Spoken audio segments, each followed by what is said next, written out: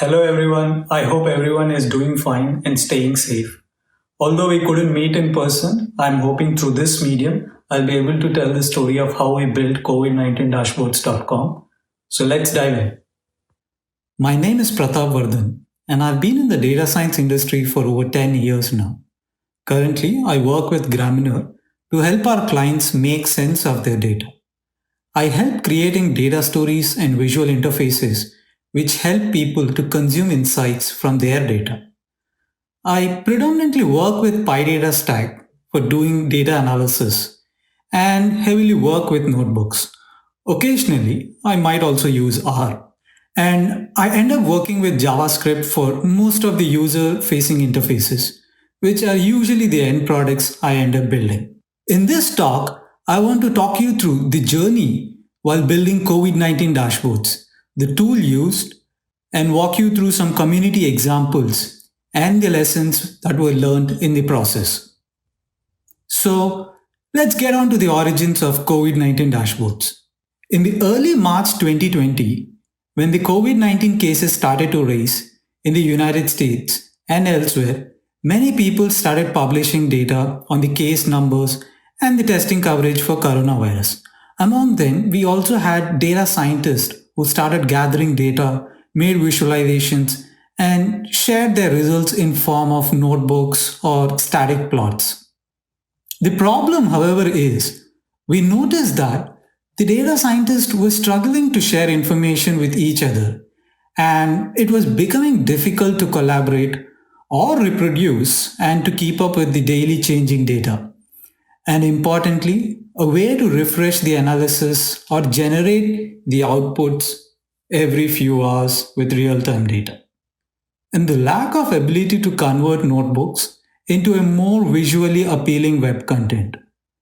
For people with less technical expertise on the web development side of things, this made it even harder.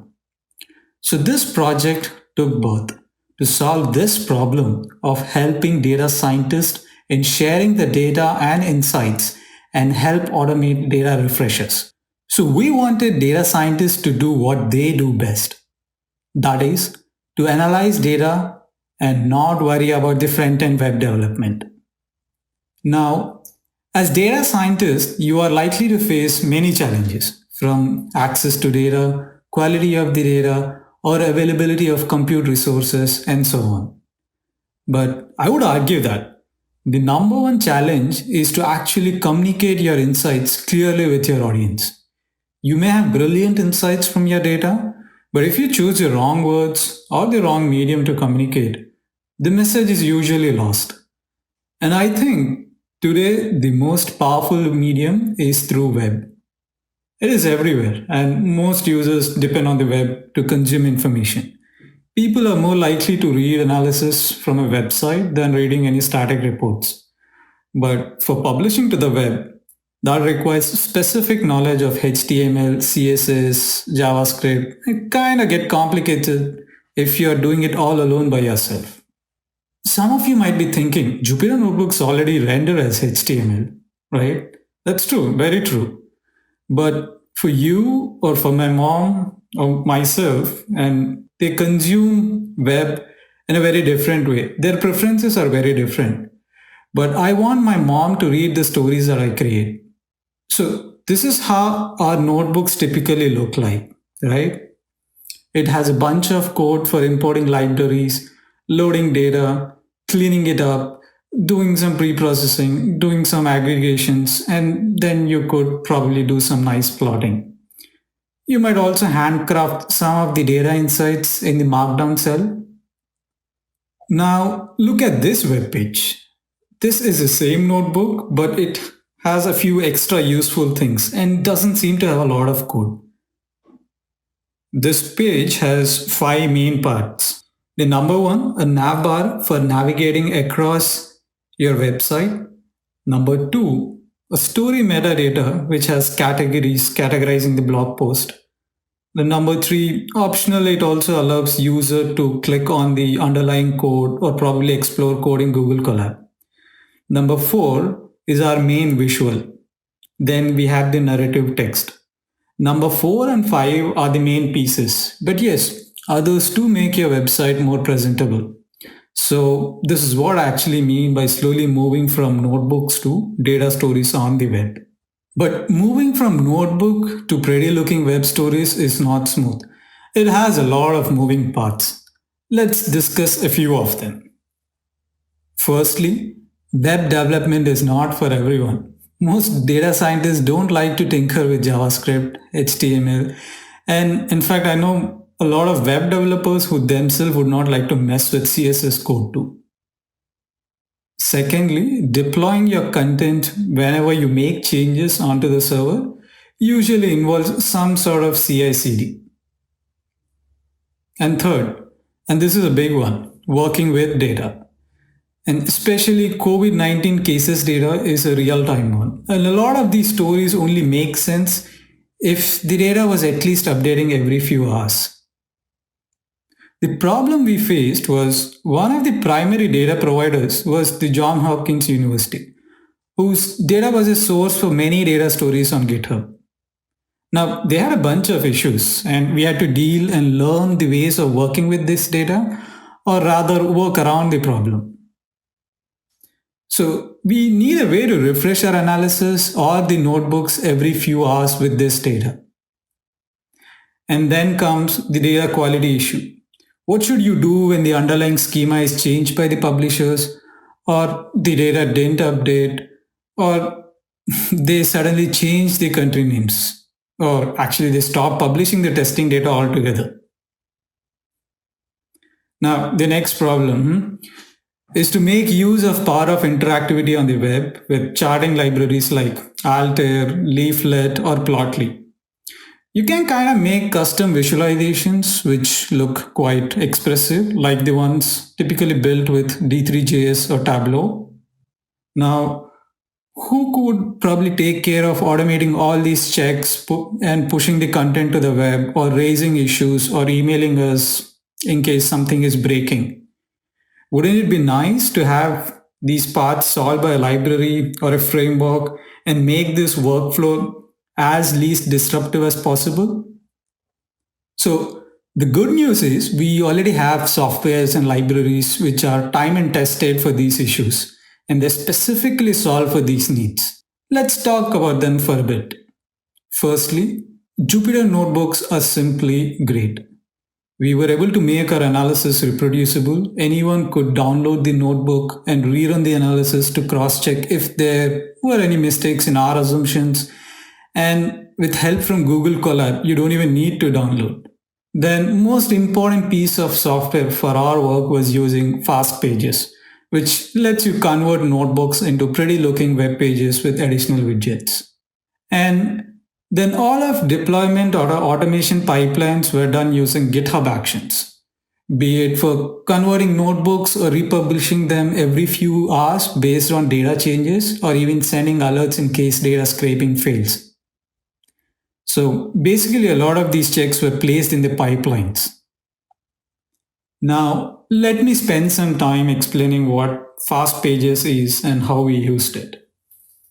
So, Fast Pages is an easy to use blogging platform with support for Jupyter notebooks, Markdown, and even Word documents. So, this is maintained by the wonderful FastAI community. And Fast Pages internally uses GitHub Actions to simplify the process of creating Jekyll blog posts on GitHub pages from a variety of input formats. So you could write content or a blog post in your notebooks, and Fast Pages takes care of converting that into Jekyll blog post. Now, let's turn our attention to how to customize the content. There are broadly two places. There are some changes you need to apply across the site, and some changes only for a specific blog post, which you would typically do in the notebook. Now, for site-wide changes, if you are familiar with any static page generator blog frameworks like Jekyll or Hugo, they have this configuration file, similar to the one we have in Fast Pages, where we use _config.yml. This is a YAML file, which is pretty similar to a JSON format in a sense that it doesn't have any of these wonky brackets. Now, this config file is meant for settings that affect your whole blog. Right here, you could set the title or description of the site, or if you want to preview images or have social share options, or even perhaps add Google Analytics tracking code, maybe even enable a bunch of plugins for search engine optimization and other stuff that usually matters for the web. And we use a Minima theme for our website, which takes care of the styling, the layout, colors, font sizes, which is basically everything that makes the web page look neat. Now, Minima is a one-size-fits-all Jekyll theme. Yeah, it's also the Jekyll's default and first theme. For our needs, this was more than good to start with. And you could still make changes to CSS styles, layout pages, assets, etc. with this basic theme to make any dramatic changes to your website styling in general. Let's turn to customizing specific blog posts, now for which we use Front Matter. Front Matter allows you to toggle various options, like turn them on and off for each blog post, and as well pass metadata to various features of fast pages. So in a notebook, front matter is usually a markdown cell at the beginning of the notebook. And for example, in this notebook, we have a cell for title, subtitle, and the front matter starts with bullets for whether you want to enable comments. But by default, we generally allow comments on all our pages. And this is an option of like how the URL should appear on your website when it gets published. This information is also useful for generation of the HTML pages. Let's take a look within this notebook. There are different sections, right? Different code blocks are doing different things here. Some or even most of the code does not have to appear on the final web page. So what we do is put this hide comment on the top of the code cell. Yeah, this hides both the input and the output of that cell. But sometimes you may want some code to be hidden in a collapsed element that the user can expand rather than completely hiding the code from the reader itself, right? So to include code in a collapsible cell that is collapsed by default, you could place a collapse comment at the top of the code cell. So there are a few such options beyond the ones I mentioned. Now, these options allow you to control what portions or code we want to finally show on the web page. This is quite powerful. It provides you the ability to show or hide portions of your notebook. Next, for automation, we extensively used GitHub Actions. So if you're not familiar, GitHub Actions are a relatively new feature added to GitHub that allows you to set up CI/CD workflows using a configuration file right in your GitHub repo. So previously, if you wanted to set up any kind of automation with tests, builds, or deployments, you would have to look to services like Travis or CircleCI, or perhaps even write your own scripts connecting to your server instances. Now, you don't have to worry or even think about this because FastPages has got it covered for you. Let me briefly explain one workflow we use. If you go to the COVID-19 dashboard repo and navigate to the Actions tab, you will see a recent workflow. And from that, this is called Update Notebooks and Refresh Page. This just ran a few hours ago. If you open this and go to the Workflow File tab, this configuration is coming from this YAML file under .github/workflow/update-nb-YAML. The first thing you will see is there's a schedule to run like a cron job every 6 hours. Now, see, each workflow can have multiple jobs and each job has multiple steps. These steps have a name and you can do a bunch of things here. So Initially, we simply check for certain conditions to match, like event name or who the author is, or if it was triggered by raising an issue. Yeah, and we only proceed if that is the case. There are a bunch of steps like setting up Node.js, Python, installing dependencies. Yeah, so we'll skip those for now. Let's take a look at this with name update notebooks. This runs a run notebooks bash script. Yeah, it will run this and see the next step. It will create an issue if the notebook update fails. It kind of notifies you. Yeah, that's cool, right? So let's go back to this run notebooks bash script. What this does is it goes into the notebook folder. We place all our notebooks in this location. It runs papermill against the notebook. Now, papermill is quite handy to re-update your notebooks with new data. And results would change based on changes to the underlying data source the notebook is reading from. So in our case, some of our stories were reading data from the CSV files from the John Hopkins dataset repo via pandas. Now this cell gets re-executed every time this action runs, which uses papermill. Thereby it will update the notebook results and you will see web pages with the new data and refreshed visuals. So to summarize, you can place notebooks under underscore notebooks folder and let the fast pages action convert these notebooks to Jekyll compliant blog posts, which are markdown files, and Jekyll does the rest of the magic. Okay, let's dive into a few examples now. Here's an interesting interactive map built entirely in Python notebook by Asif Imran. So the map here has states with confirmed cases as bubbles. Now, if you click on any state, the trend chart below updates. So the corresponding state's trend visual shows up. So the user gets to dive into the visuals interactively.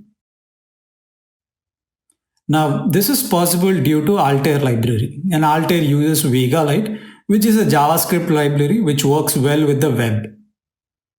And the chart code looks like this.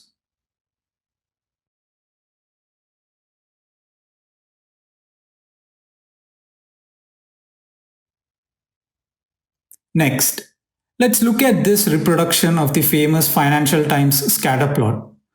This too was possible due to Altair and uses a John Hopkins dataset.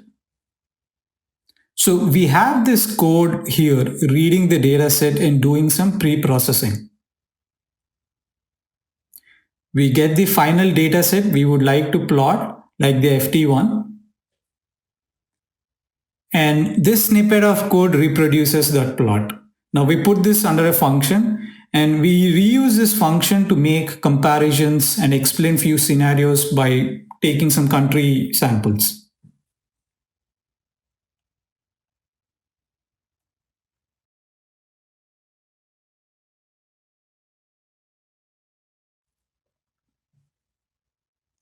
The last example I want to show is a dashboard, which is pretty customized. What we basically did was use a Jinja template to render the HTML within the notebook. So if you go back to the notebook, you will actually see this dashboard within the notebook. Yeah, it's not straightforward, but if you fancy and can dabble with templates, right in your notebooks, you can create visuals that look like infographics. Now, this Jinja template looks a bit complicated.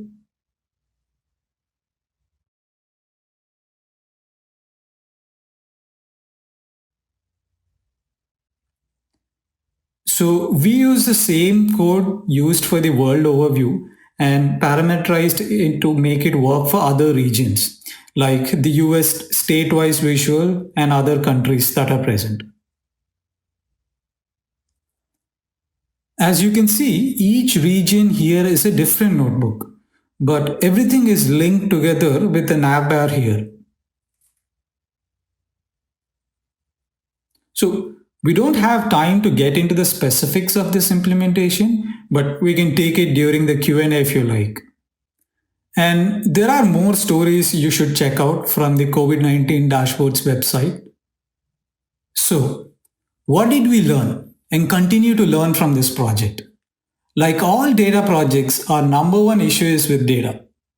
Data is usually messy, especially more so when it comes to open data. In fact, we had situations where the standard country names were changed midway. So we had our pipelines for our rescue to notify and deal with exceptions.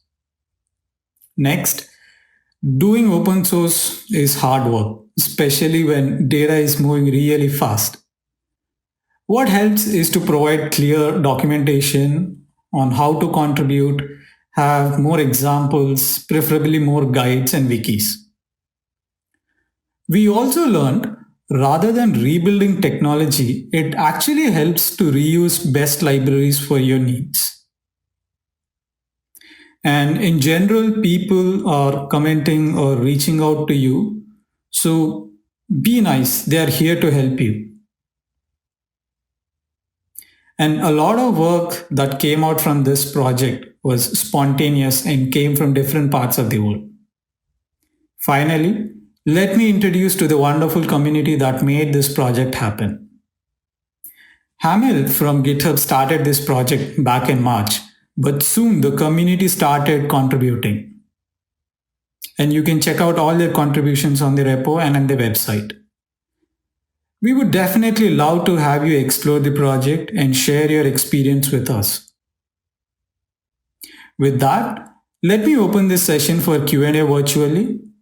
Thanks everyone for listening in. Stay safe and please wear a mask.